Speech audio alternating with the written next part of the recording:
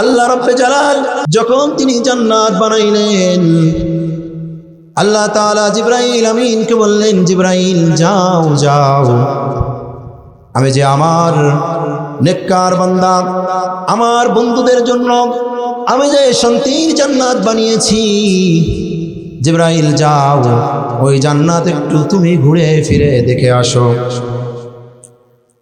হযরত জিবরাইল আলাইহিস সালাম তিনি আল্লাহর আদেশ পালন করার জন্য এই জান্নাত ঘুরে ফিরে দেখলেন। জান্নাতের নাজ নিয়ামত দেখলেন, এমন নাজ নিয়ামত দেখলেন নবীজি আর হাদিসের মধ্যে বলেন, মা লা আইনুন রাআত ওয়ালা উযুনুন সামিআত ওয়ালা খাতারা আলা কলবি বাশার।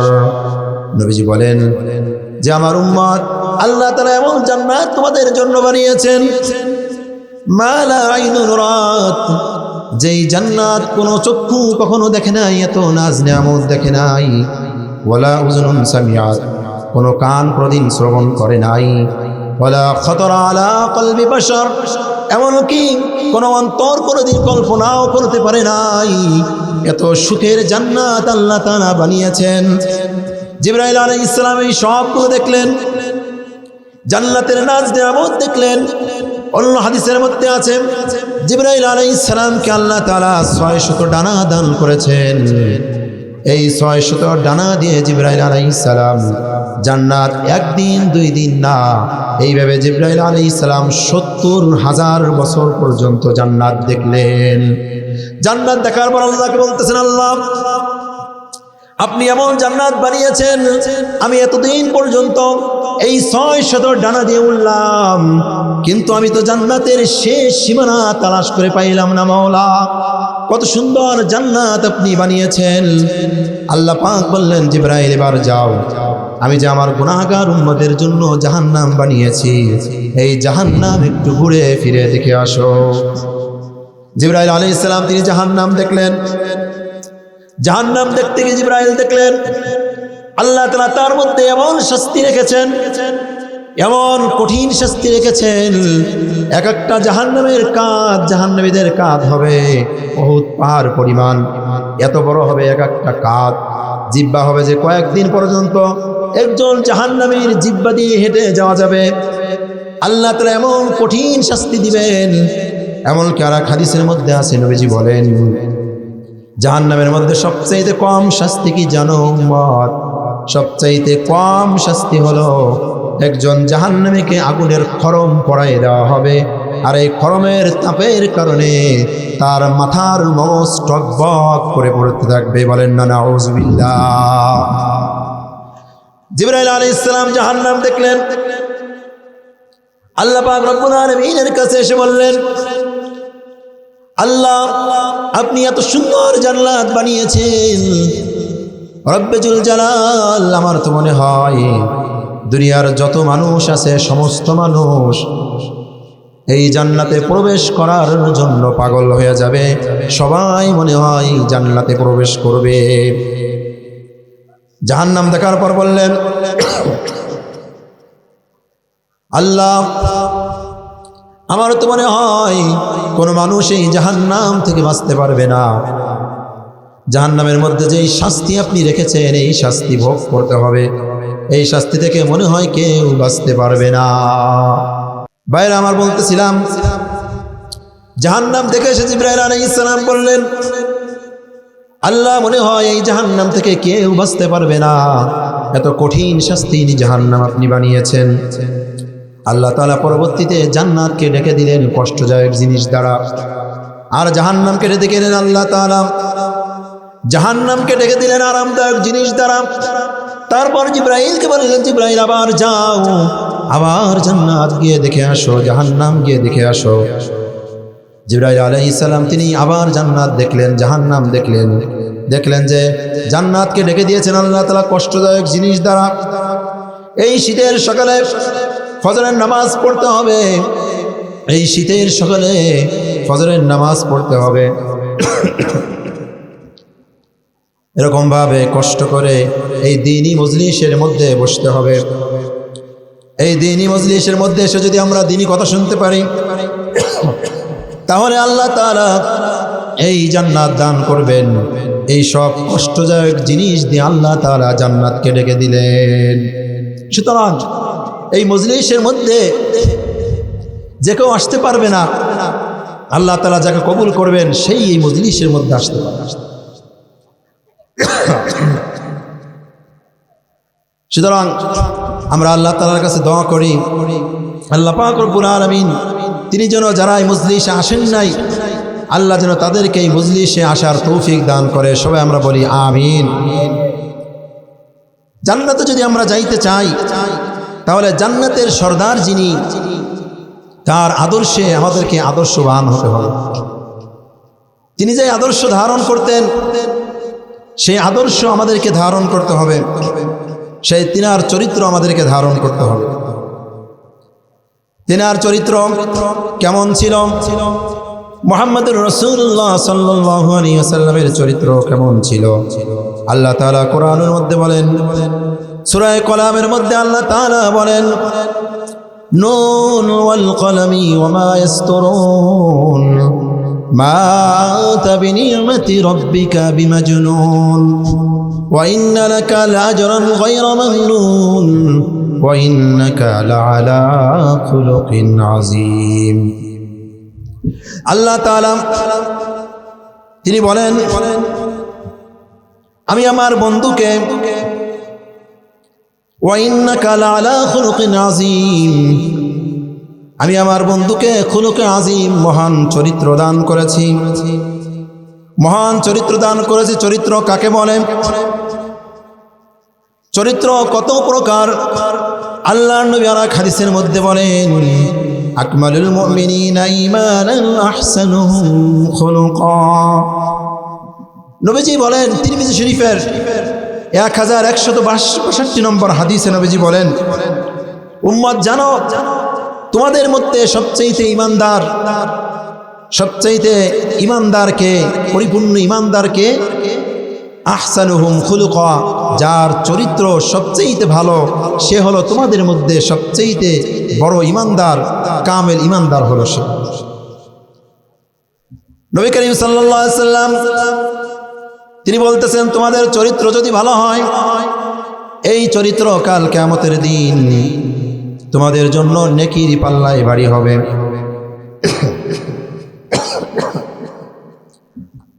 আম্মা আয়েশা রাদিয়াল্লাহু তাআলা আনহা তিনি বলেন, নবী করিম সাল্লাল্লাহু আলাইহি ওয়াসাল্লাম তিনি বলেছেন, ইন্নাল মুমিনা লা ইউদরাকু বিহুসনি খুলুকিহি দারাজাতা কাইমিল লাইল ওয়া সাইমিন নাহার। নবীজি বলেন যে তোমাদের মধ্যে যে তার আমল সবচেয়ে সুন্দর, যেই মুমিনের আমল সুন্দর, চরিত্র সুন্দর, এই মুমিনকে আল্লাহ তাআলা সারা রাত্র ইবাদত করার এবং সারা দিন রোজা রাখার সওয়াব আল্লাহ তাআলা দান করবেন। বলেন না সুবহানাল্লাহ।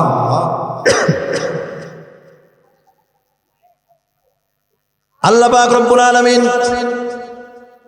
তিনি এরকম সওয়াব দান করবেন, এমনকি কিয়ামতের দিন সবচাইতে বেশি মুমিনের পাল্লায় নেকির পাল্লায় ভারী হবে সুন্দর চরিত্র, খুলুকে হাসান। নবীজি বলেন, ইন্নাসফালা শাইইন ইউদাউ ফি মিজানিল মুমিনি ইয়াউমাল কিয়ামাহ খুলুকুন হাসানুন। উম্মত শুনে রাখো, আল্লাহ তাআলা তোমাদেরকে যত নেকির কাজ করার তৌফিক দান করেছেন, এই নেকির কাজের মধ্য থেকে কিয়ামতের দিন সবচাইতে বেশি আমলনামায় ভারী হবে, সেটা হলো খুলুকুন হাসান, উত্তম চরিত্র। দুনিয়ার মধ্যেও যদি কারো উত্তম চরিত্র থাকে তার মর্যাদা আল্লাহ তাআলা বাড়ায়া দেন। একজন ইহুদি ছিল, হযরতে আব্দুল্লাহ ইবনে মুবারক রাহমাতুল্লাহ আলাইহি, যিনি জগৎ বিখ্যাত একজন আলেম ছিলেন। আব্দুল্লাহ ইবনে মুবারক রাহমাতুল্লাহ আলাইহি, তেনার প্রতিবেশী ছিল একজন ইহুদি। এখন এই ইহুদি সে তার নিজের বাড়ি বিক্রি করবে। তা বাড়ি বিক্রি করলে তখন যে ক্রেতা যে আসছে সে বলতেছে, ভাই আপনার বাড়ির দাম কত? ইহুদি বলে যে আমার বাড়ির দাম হলো 2000 স্বর্ণ মুদ্রা। ওই ব্যক্তি বলতেছেন, ভাই আপনার বাড়ির দাম তো হলো 1000 স্বর্ণ মুদ্রা, আপনি কেন আমার কাছে 2000 স্বর্ণ মুদ্রা চান? ইহুদি তখন বলতেছে, শুনে রাখো, আমার বাড়ির দাম 1000 স্বর্ণ মুদ্রা, ঠিক আছে, তবে তুমি কি জানো আমার বাড়ির পাশে যেই প্রতিবেশী আছেন তার নাম হলো আব্দুল্লাহ ইবনে মুবারক রাহমাতুল্লাহ আলাইহি, সে যে আমার প্রতিবেশী, এই কারণে আমার বাড়ির দাম 1000 বেশি, 2000 স্বর্ণ মুদ্রা।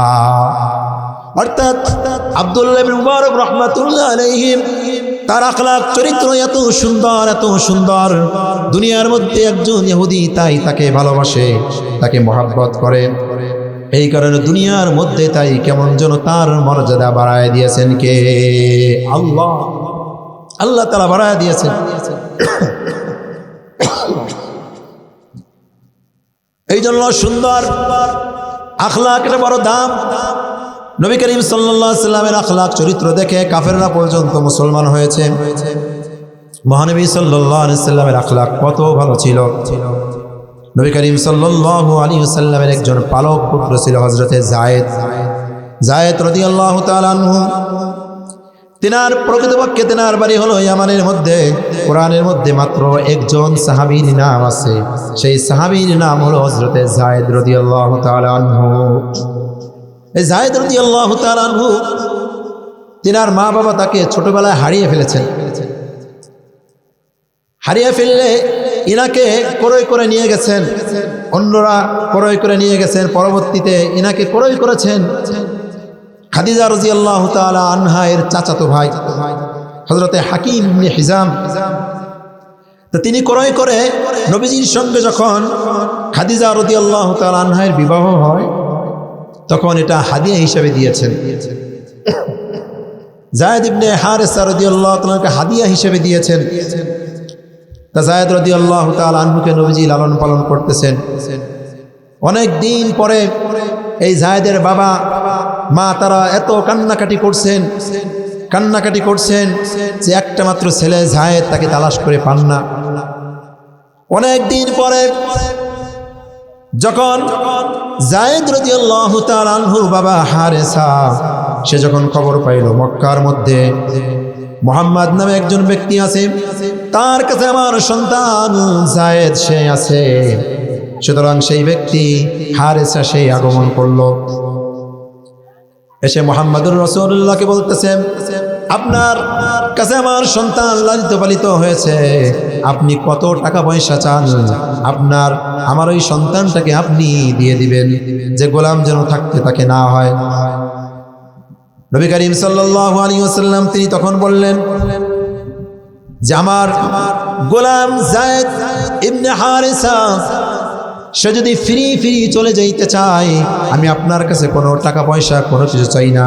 যদি সে আপনার কাছে চলে যাইতে চায়, আমি তাকে বারণ করব না। তবে শুনে রাখেন, সে যদি থেকে যাইতে চায়, তাহলে আমি মুহাম্মদুর রাসূলুল্লাহ আমি তাকে কখনো দূরে ঠেলে দিতে পারবো না, তা আমার কাছ থেকে দূরে ঠেলে দিতে পারবো না। হারেসা চিন্তা করলেন, মুহাম্মদুর রাসূলুল্লাহ তো খুব দামি কথা বলছেন, অবশ্যই আমার ছেলে তো আমার সঙ্গে যাওয়ার চাইবে। ছেলেকে বললেন, চলো। মুহাম্মদুর রাসূলুল্লাহ অনুমতি দিয়েছেন, কিন্তু ওই দিন হযরতে যায়েদ রাদিয়াল্লাহু তাআলা আনহু তিনি বাবার সঙ্গে যাওয়ার চাইলেন না। বরং তিনি বাবাকে বললেন, বাবা আমি মুহাম্মদুর রাসূলুল্লাহর কাছে এসে তার আখলাক চরিত্র এত সুন্দর আমি দেখেছি। আল্লাহ, হে আমার বাবা, আমার জীবন চলে যাইতে পারে, তারপর মুহাম্মদুর রাসূলুল্লাহর সোহবাত তার সঙ্গে থাকাকে আমি ছাড়তে পারবো না। বলেন না সুবহানাল্লাহ।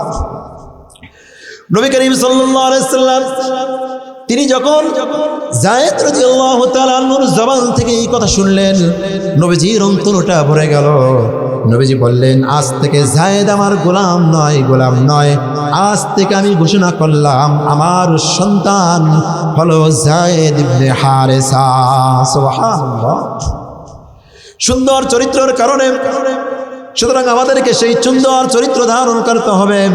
একজন মুসলমানের সঙ্গে আর একজন মুসলমান যদি হাসি দিয়ে কথা বলে, এই কারণেও আল্লাহ তাআলা তার আমল নামায় নেকি দান করে। বলেন না সুবহানাল্লাহ। নেকি দান করে। সুন্দর আখলাক আমাদেরকে ধারণ করতে হবে। কিতাবের মধ্যে আছে খুলুক কত প্রকার, আখলাক কত প্রকার। 3 প্রকার আখলাক আল্লাহ তাআলা দান করেছেন। এক নাম্বার হলো খুলুকে হাসান, অর্থাৎ এমন চরিত্র যে আপনার সঙ্গে একজন খারাপ আচরণ করেছে, আপনিও তার সঙ্গে খারাপ আচরণ করবেন, সমান সমান, বেশি করতে পারবেন না, প্রতিশোধ নিতে পারবেন। এরকম খুলুকে হাসান নামক চরিত্র আল্লাহ তাআলা মূসা আলাইহিস সালামের জামানায় দিয়েছিলেন।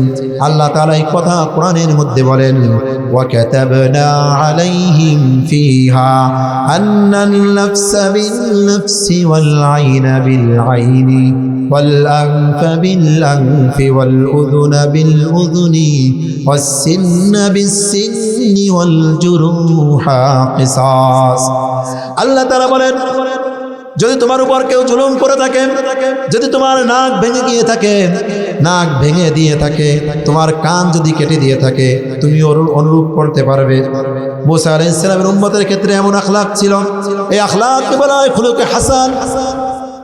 আর এক প্রকার আখলাক হলো খুলুকে কারীম। সেই আখলাক আল্লাহ তাআলা বনি ইসরাইলদেরকে দান করেছিলেন, হযরত ঈসা আলাইহিস সালামের উম্মতদেরকে দান করেছিলেন। কেমন আখলাক? যে আপনার সঙ্গে যদি কেউ খারাপ আচরণ করে, আপনি তার সঙ্গে খারাপ আচরণ করবেন না, বরং আপনি তাকে মাফ করে দিবেন, ক্ষমা করে দিবেন। অর্থাৎ আপনাকে ক্ষমা করতে হবে, আপনি প্রতিশোধ দিতে পারবেন না। কিন্তু আমার আপনার প্যারা নবীকে আল্লাহ তাআলা কেমন আখলাক দান করেছেন? আল্লাহ পাক রব্বুল আলামিন তিনি বলেন, আউযু বিল্লাহি মিনাশ শাইতানির রাজীম, বিসমিল্লাহির রহমানির রহিম, নুন ওয়াল কলামি ওয়া মা ইয়াসতুরুন,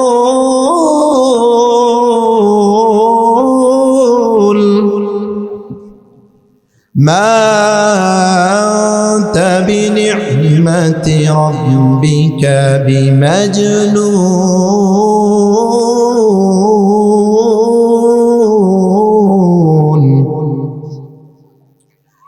وإنك لأجرا غير ممنون وإنك لعلى خلق عظيم।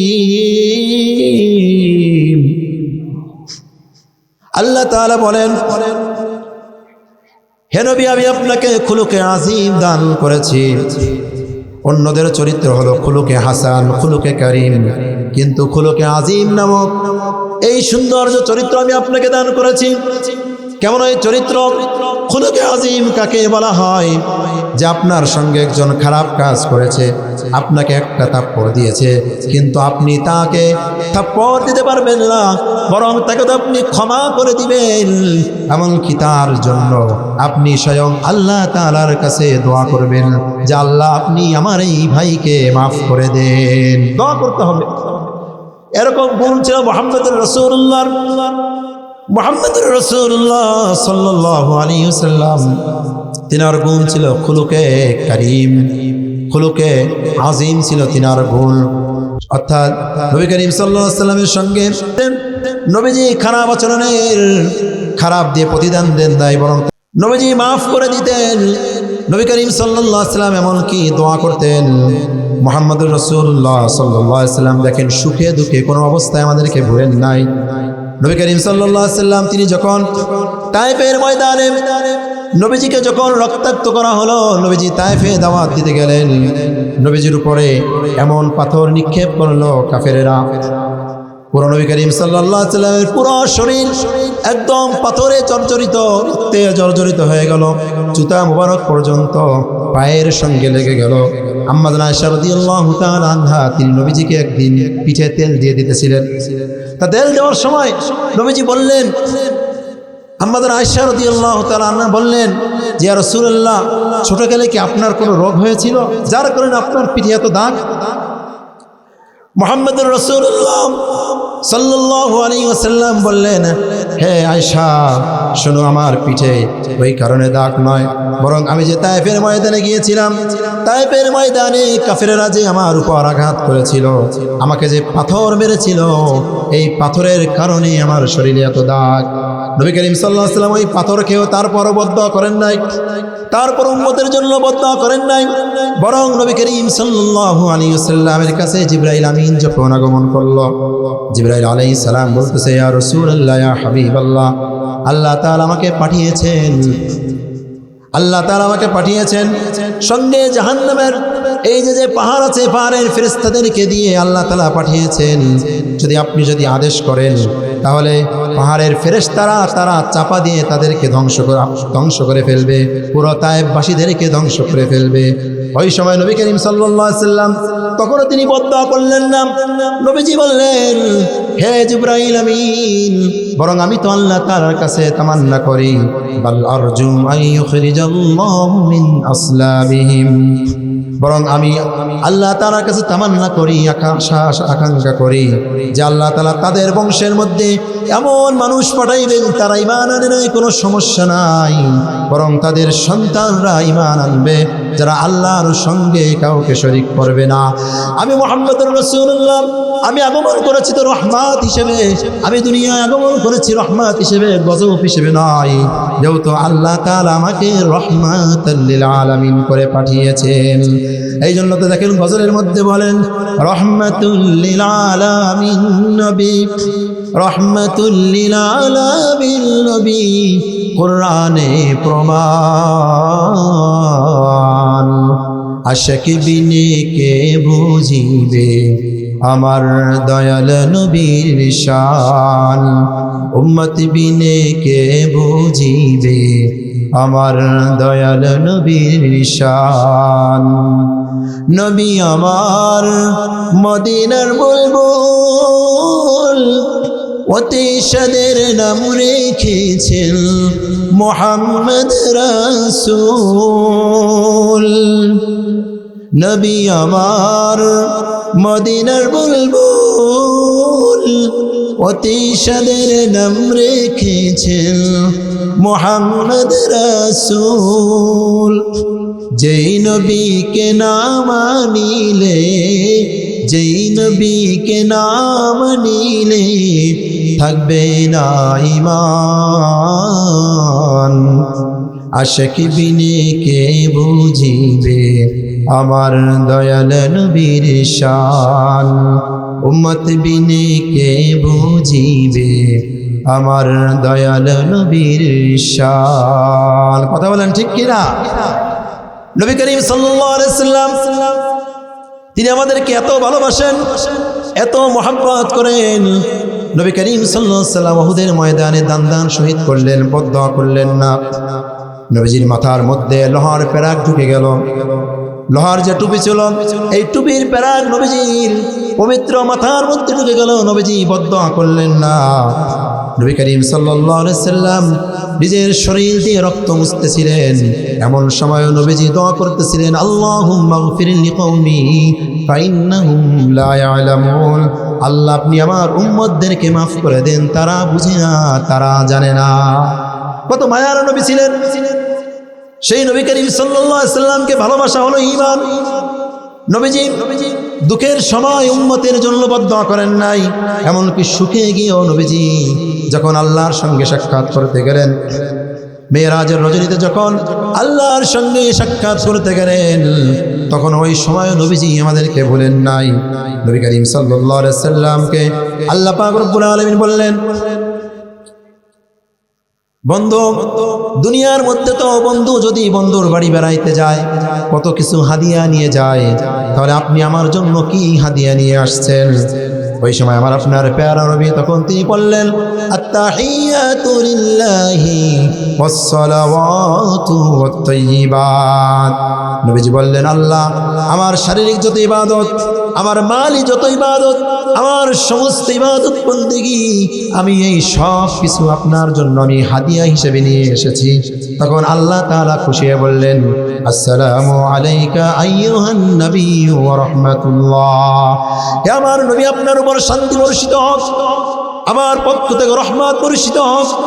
নবীজি চিন্তা করলেন, আল্লাহ তাআলা তো রহমত শুধুমাত্র আমাকে দিলেন, আমার গুনাহগার উম্মতকে তো আল্লাহ রহমত দিলেন না।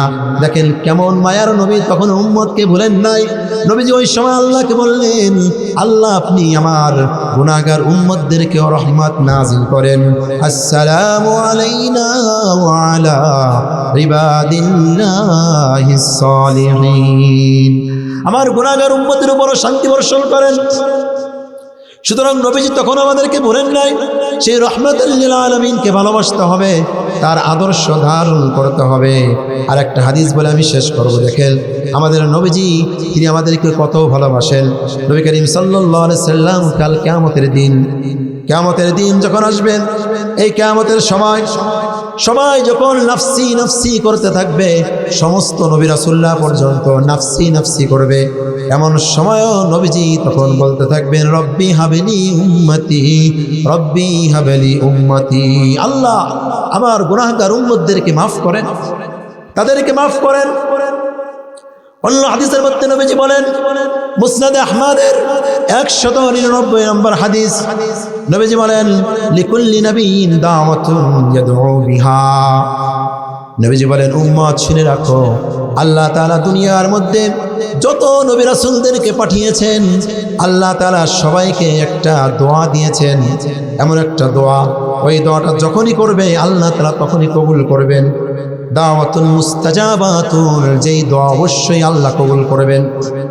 সমস্ত নবী রাসূলরা ওই দোয়াটা করেছেন, দুনিয়ার জীবনে তারা শেষ করে গেছেন, দুনিয়ার জীবনে তারা দোয়া করেছেন, উম্মত আমি তোমাদেরকে এত ভালোবাসি, এত ভালোবাসি, ফাউরিদু আন আখতাবিয়া দাওয়াতি শাফাআতাল লিউম্মতি ইয়াউমাল কিয়ামা। উম্মত আমি ওই দোয়াটা কিয়ামতের দিনের জন্য রেখে দিয়েছি।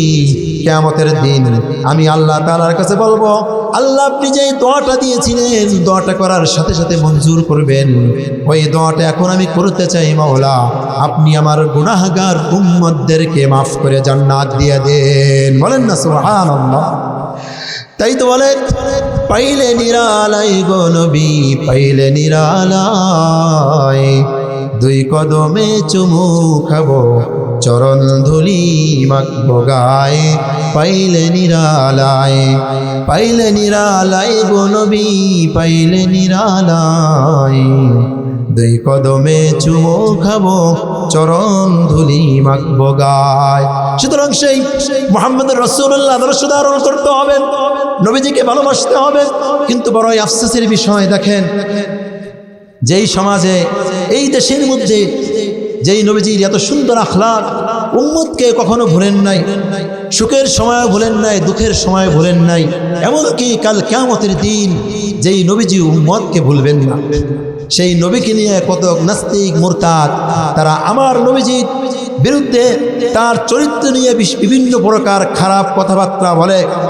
তারা নবী করিম সাল্লাল্লাহু আলাইহি সাল্লামের চরিত্রের মধ্যে কালিমা লেপন করতে চায়। আমরা যে মুসলমান, আমরা যে নবীজির উম্মত, আমাদের দায়িত্ব হলো এটাকে আমাদেরকে হাত দিয়ে ঠেকাইতে হবে। যদি আমরা হাত দিয়ে না পারি, মুখ দিয়ে ঠেকাইতে হবে, মুখ দিয়ে আমাদেরকে জানাইতে হবে। যদি এটাও না পারেন, তাহলে অন্তর দিয়ে পরিকল্পনা করতে হবে। এটাও যদি না পারেন, তাহলে আপনি কিন্তু নবীজির উম্মত দাবি করতে পারবেন না। কথা বলেন ঠিক কিনা? সুতরাং এই নাস্তিক মুরতাদ যারা আমার নবীজির বিরুদ্ধে কথাবার্তা বলে, এই দুনিয়ার মধ্যে, বিশেষ করে এই বাংলার জমিনের মধ্যে এই নাস্তিক মুরতাদরা থাকতে পারবে না। আমরা তাদের ফাঁসি চাই, ফাঁসি চাই, ফাঁসি চাই। কথা বলেন ঠিক কিনা? মুহাম্মদুর রাসূলুল্লাহর যেই চরিত্র, সেই চরিত্র আমাদেরকে ধারণ করতে হবে। যদি আমরা সেই চরিত্র, সেই আখলাক ধারণ করতে পারি, তাহলেই প্রকৃতপক্ষে নবী করিম সাল্লাল্লাহু আলাইহি সাল্লাম তিনি যে জান্নাতের সর্দার হবেন, জান্নাতের সর্দার হবেন, সেই জান্নাতের মধ্যে আমরা তাহলে যাইতে পারব। নতুবা জান্নাতে যাইতে পারবেন না। যেহেতু কিয়ামতের দিন আপনার ছেলে মেয়ে, আপনার সন্তান সন্তানাদি, বন্ধু বান্ধব কেউ আপন হবে না। ওই দিন যদি আপন হয়ে থাকেন, তিনি হলেন একমাত্র মুহাম্মাদুর রাসূলুল্লাহ, যিনি শুধুমাত্র সুপারিশ করতে পারবেন। আল্লাহ তাআলা কোরআনের মধ্যে বলেন, ইয়াউমা ইয়াফিরুল মারউ মিন আখিহি, ওয়া উম্মিহি ওয়া বানি। কিয়ামতের দিন কেমন ভয়াবহ অবস্থা হবে জানেন? যে সেই দিন মানুষ তার মা বাবার কাছ থেকে পলায়ন করবে, মানুষ তার পিতার কাছ থেকে পলায়ন করবে, সন্তানের কাছ থেকে পলায়ন করবে। যে সন্তান একটা নেকি চেয়ে বসে কিনা, বাবা একটা নেকি চেয়ে বসে কিনা, এমনকি নিজের স্ত্রীর কাছ থেকে পলায়ন করবে। এমনকি সূরা মাআরিজের মধ্যে আল্লাহ তাআলা বলেন, এমনকি কিয়ামতের দিন যখন জাহান্নাম দেখবে, এই জাহান্নাম থেকে বাঁচার জন্য নিজের আপনজনকে পর্যন্ত দিয়ে দিবে। আল্লাহ তাআলার কাছে বলবে, আল্লাহ আমার ছেলেকে জাহান্নাম দিয়ে দেন, আমার মেয়েকে জাহান্নাম দিয়ে দেন, আমার মা বাবাকে জাহান্নাম দিয়ে দেন, এর পরিবর্তে আপনি জাহান্নামের আগুন থেকে আমাকে বাঁচান। আল্লাহ তাআলা বলেন, দুনিয়ার সবাইকে দিয়ে দিতে চাইবে, তারপরও জাহান্নাম থেকে বাঁচতে চাইবে। আল্লাহর নবীজি বলেন, উম্মত তবে শুনে রাখো, তোমার আমল ছাড়া কেউ জান্নাতে যাইতে পারবে না, তোমার আমল তোমাকেই অর্জন করতে হবে। নবীজি নিজের মেয়ে ফাতেমাকে তাই বলেছেন, ফাতেমা ইয়া ফাতেমা ইনকিজি নাফসাকি মিনান নার, হে ফাতেমা তুমি শুনে রাখো, জান্নাতে যাওয়ার জন্য তোমাকেই আমল করতে হবে, জাহান্নাম থেকে বাঁচার জন্য তোমাকেই আমল করতে হবে। নতুবা কিন্তু তুমি, আমি নবীজি, আমি যে তোমার পিতা, আমিও তোমাকে জাহান্নাম থেকে বাঁচাইতে পারবো না, বরং তোমাকেই জাহান্নাম থেকে বাঁচার জন্য আমল করে যাইতে হবে। অথচ দেখেন আমাদের সমাজে, আমাদের দেশে কত মানুষ আছে, যে কত পীরেরা আছে, ভণ্ড পীরেরা আছে যে বলে যদি আমার কাছে মুরিদ হন তাহলে জান্নাতে চলে যাইবে। তারা গান বানাইছে, তারা গানের মধ্যে বলে, পানির নিচে বাতি জ্বলে ঝড় বাতাসে নেবে না, খাজার কাছে মুরিদ হইলে নামাজ রোজা লাগে না। বলেন না নাউজুবিল্লাহ। অথচ নামাজ রোজা ছাড়া কেউ কখনো জান্নাতে যাইতে পারবে? মুহাম্মদ রাসূলুল্লাহ সাল্লাল্লাহু আলাইহি ওয়াসাল্লাম তিনি কত নামাজ পড়েছেন। তিনি প্রচণ্ড অসুস্থ, মৃত্যুর আগ মুহূর্তে পর্যন্ত নবীজি নামাজ ছাড়েন নাই। নবী করিম সাল্লাল্লাহু আলাইহি ওয়াসাল্লাম দুইজন সাহাবীর কাঁধে ভর করে তারপর মসজিদে গিয়েছেন। যে মুহাম্মদুর রাসূলুল্লাহর জীবনের মধ্যে কোনো গুনাহ নাই, গুনাহ নাই, গুনাহ নাই, বরং নেকি আর নেকি। যাকে আল্লাহ তাআলা জান্নাতের সর্দার বানিয়েছেন, সেই মুহাম্মদুর রাসূলুল্লাহ কখনো এক ওয়াক্ত নামাজ কাজা করেন নাই। অথচ এই ভণ্ড পীর ফকিররা বলে নামাজ পড়া লাগবে না, আমার কাছে মুরিদ হও, জান্নাতে চলে যাইবা। এটা কি কখনো হইতে পারে? কখনো হইতে পারে না। সুতরাং নামাজ পড়তে হবে। নবীজি এত নামাজ পড়েছেন, নবীজির পা মুবারক ফুলে গিয়েছে। আম্মা জান আয়েশা রাদিয়াল্লাহু তাআলা আনহা বললেন, ইয়া রাসূলুল্লাহ, ইয়া হাবিবাল্লাহ, আল্লাহ তাআলা তো আপনার সামনের পিছনের সমস্ত গুনাহ মাফ করে দিয়েছেন, তারপর আপনার আবার এত নামাজ রোজা করা লাগে নাকি? এত কিছু দরকার আছে?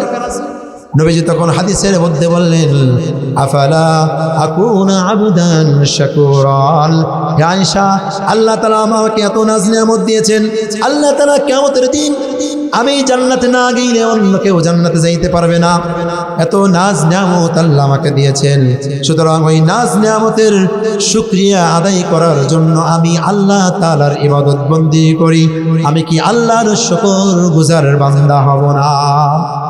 এই জন্য আমাদের উচিত যে মজলিসের মধ্যে এসে আমরা দ্বীনি কথাবার্তা শুনি, দ্বীনি কথাবার্তা শুনে আমরা তদনুযায়ী যদি আমল করতে পারি, তাহলে আশা করা যায় যে কাল কিয়ামতের দিন এই নবীজির সুপারিশ পেয়ে তারপর আমরা জান্নাতে যাইতে পারবো। কথা বলেন ঠিক কিনা? জান্নাতে যাইতে পারবো।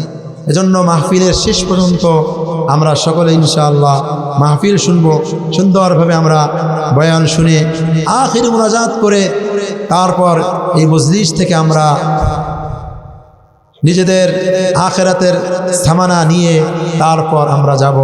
আল্লাহ তাআলা আমাদের সকলকে বোঝার, মানার, আমল করার তৌফিক দান করুন। সকলে আমরা বলি আমিন। আখির দাওয়ানা আলহামদুলিল্লাহি রাব্বিল আলামিন।